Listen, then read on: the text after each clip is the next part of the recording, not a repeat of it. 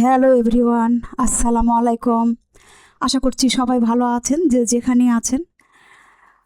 আমরাও ভালো আছি আলহামদুলিল্লাহ। আজকে ভিডিওটা শুরু করেছি ইফতারের আগ মুহূর্ত থেকে। তো ভাবলাম যে চারিপাশের একটু ক্লিপটা নিয়ে রাখি, সবই আসলে স্মৃতি হয়ে থাকবে।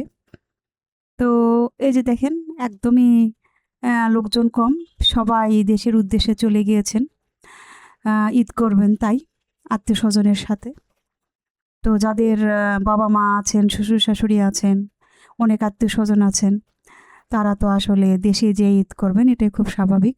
তো এই যে চারিদিকটা একদম শান্ত স্বভাবের হয়ে আছে। আর এই যে পাখি নিজের স্বাধীন মতো কিচিরমিচির করছে, খেলা করছে, দেখতে আসলে অসাধারণ লাগে। এই পাখিগুলো যখন দেখি তখন মনটা একদম ভালো হয়ে যায়। দেখেন কত সুন্দরভাবে স্বাধীনভাবে ঘুরছে। সবারই স্বাধীনতা আছে, কারো স্বাধীনতাকে হস্তক্ষেপ করা আসলে উচিত নয়। প্রত্যেকটা মানুষই স্বাধীনভাবে এই পৃথিবীতে বাঁচার অধিকার আছে। তো এই যে দেখেন গাছে কত আম, যে হারে ঝড় বৃষ্টি হয়, গত রাতেও যেমন ঝড় বৃষ্টি হয়েছিল, আসলে মনে হলো যে গাছে একদমই মনে হয় আম থাকবে না। তো যা আছে এবার আমের মুকুলও অনেক বেশি এসেছে, আমও প্রচুর পরিমাণে এসেছে। এখন জানি না কালবৈশাখী ঝড় যখন আসবে তখন এই আমগুলো টিকে থাকবে কিনা। যদি থাকে তাহলে আমার মনে হয় এবার প্রচুর পরিমাণে আম পাওয়া যাবে। তো এই হচ্ছে অবস্থা। তো যারা ভিডিওটা দেখছেন তাদের কাছে একটা হার্টলি রিকোয়েস্ট থাকবে, প্লিজ আমার ভিডিওতে একটা লাইক দিয়ে ভিডিওটা কন্টিনিউ করবেন। আর যারা চ্যানেলটি সাবস্ক্রাইব করেননি, যদি আমাকে ভালোবেসে থাকেন, আমার ভিডিওর কোথাও কোনো অংশ যদি ভালো লেগে থাকে, আমার কথাবার্তা যদি ভালো লেগে থাকে, তাহলে আমার চ্যানেলটি সাবস্ক্রাইব করে আমার সাথেই থেকে যাবেন। তো ভাবলাম যে ফুলের গাছগুলো আপনাদের সাথে অনেক দিন শেয়ার করি না, আজকে একটু শেয়ার করি। আর গাছগুলোতে একটু পানিও দিয়ে দেবো। দেখেন কি অবস্থা, মনে হচ্ছে কতদিন পানি দিই না, তাই না? আসলে কিন্তু তা নয়। এখন একটু প্রচণ্ড গরম পড়েছে, তো প্রতিদিনই পানি দিতে হয়। আর বাই চান্স যদি একদিন মিসিং হয়ে যায়, তাহলে কিন্তু এরকমভাবে কেমন মনে হয় যে অনেক দিন পানি দেয়নি, এরকম হয়ে থাকে। তো মানুষের খাবার যেমন খেতে হয় বাঁচার জন্য, তেমনি গাছগুলোরও কিন্তু যত্ন নিতে হবে, পানি দিতে হবে। পানি ছাড়া আর অন্য কিছু যদিও দিই না, তবে নিয়মিত পানিটাই দিই।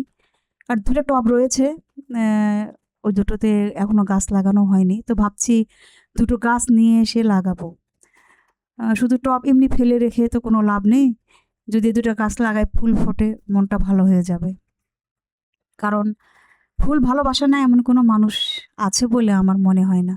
তো সবাই তো মোটামুটি অনেকেই গিয়েছেন ঈদ করতে, অনেক আনন্দ করছেন। অনেকের ভিডিও দেখি, এত সুন্দর সুন্দর ভিডিও দেন আপুরা, মনটা একদম ভালো হয়ে যায়।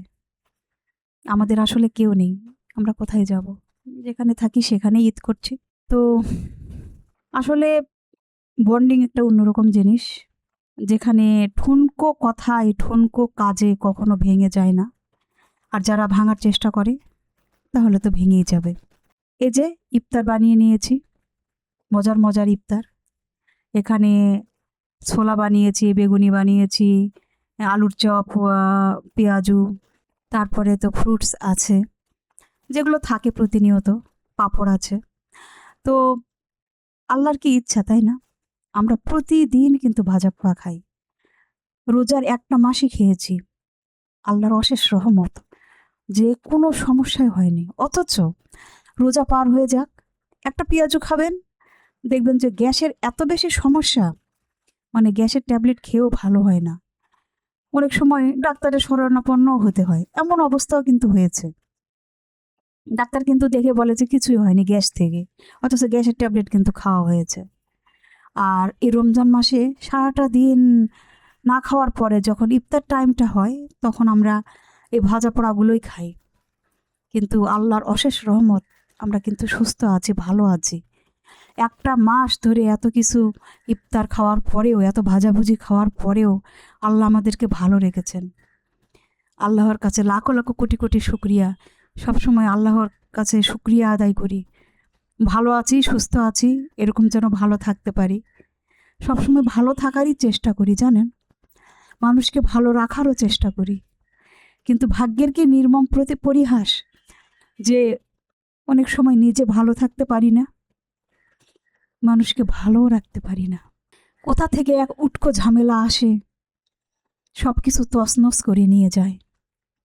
মাঝে মাঝে মনে হয় একটা ঠুনকো জায়গার উপরে দাঁড়িয়ে আছি, দমকা হওয়ার দরকার নেই, শুধু হালকা একটু বাতাস আসলেই সব কিছু তছনছ হয়ে যাবে।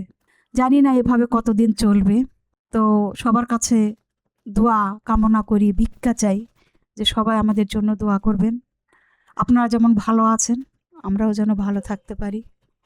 সবাই আসলে আমরা ভালো থাকতে চাই, কিন্তু কিছু পরিস্থিতি এমন এমন সৃষ্টি হয়, তখন আসলে ভালো থাকা যায় না। ভালো থাকার চেষ্টা করলেও ভালো থাকা যায় না। পরিস্থিতি মানুষকে অনেক কিছু করতে কিন্তু বাধ্য করে। আমরা জানি এই কাজটা করলে ইহজগতে পরজগতে কোথাও ঠাঁই নেই, কিন্তু এমন এমন পরিস্থিতির সৃষ্টি হয়, মানুষ কিন্তু ওইটাকেই বেছে নেয়। তো সবসময় চেষ্টা করব ভালো থাকার, নিজেকে ভালো রাখার এবং অন্যকেও ভালো রাখার। অনেক সময় চেষ্টা যদিও কাজ করে না, তারপরেও আসলে আল্লাহর কাছে চাইতে হবে যে আল্লাহ যেন আমাদেরকে ভালো রাখে। আজ শেষ ইফতার ব্লগটা আপনাদের সাথে শেয়ার করছি। এই বছরের কতটা আপনাদের কাছে ভালো লাগবে জানি না, ভাবলাম যে ভিডিওটা যেহেতু করেছি তো আপনাদের সাথে শেয়ার করি। তো ইফতার ব্লগগুলি দিতে আমার খুবই ভালো লাগতো, আমি চেষ্টা করতাম প্রায় দিনই দেওয়ার। অনেক সময় রেগুলার ভিডিও দিয়েছি, অনেক সময় 2-1 দিন মিসিং হয়েছে। তো কার কেমন লাগে আমি জানি না, তবে যদি কমেন্টে জানান খুশি হব। সবার ঈদ ভালো কাটুক, মন থেকে চাই। কারণ আমাদের তো শনিবারে ইনশাল্লাহ ঈদ হবে, তো আমরা সবাই ঈদ করব, নতুন জামা কাপড় পরবো, অনেক মজার মজার খাবার খাবো। সেগুলো অবশ্যই ভিডিও করার ইচ্ছা আছে, আর আপনাদের সাথে শেয়ার করারও ইচ্ছা আছে। যদি সময় সুযোগ হয় 2-1 দিন আগে হোক বা পরে হোক, যেভাবেই হোক ইনশাল্লাহ ভিডিও শেয়ার করব। ইচ্ছা আছে যদি আল্লাহ পূরণ করেন। তো সবসময় ভালো থাকার চেষ্টা করি, আপনারা আমাদের জন্য দোয়া করবেন। আপনাদের জন্য আমি সবসময় মন থেকে দোয়া করি, সবার জন্য দোয়া করি, আপনারাও দোয়া করবেন। কারণ মানুষের দোয়া ছাড়া কিন্তু কখনোই এগিয়ে যাওয়া যায় না, আর মানুষকে অপমান করে কখনো নিজে বড় হওয়া যায় না। আপনি আকাশের দিকে থুতু ফেলবেন, সেই থুতুটা কিন্তু আপনার মুখে এসে পড়বে। সেজন্য উপরের দিকে না তাকিয়ে সবসময় নিজের দিকে একটু তাকাতে হবে, নিচের দিকেও তাকাতে হবে। তাহলে বোঝা যাবে যে আমি কি এবং অন্যেরা কেমন। মানুষকে না বুঝে কখনো মানুষকে গালি দিবেন না, মন্দ কথা বলবেন না, মানুষের সম্পর্কে খারাপ মন্তব্য করবেন না।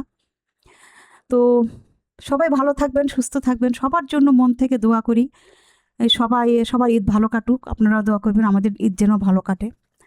তো আজকে শেষ ইফতার ব্লগ, আগামী বছর যেন আবার এরকম সুন্দর সুন্দর ব্লগ দিতে পারি। আজ এ পর্যন্তই, সবাইকে ঈদ মোবারক।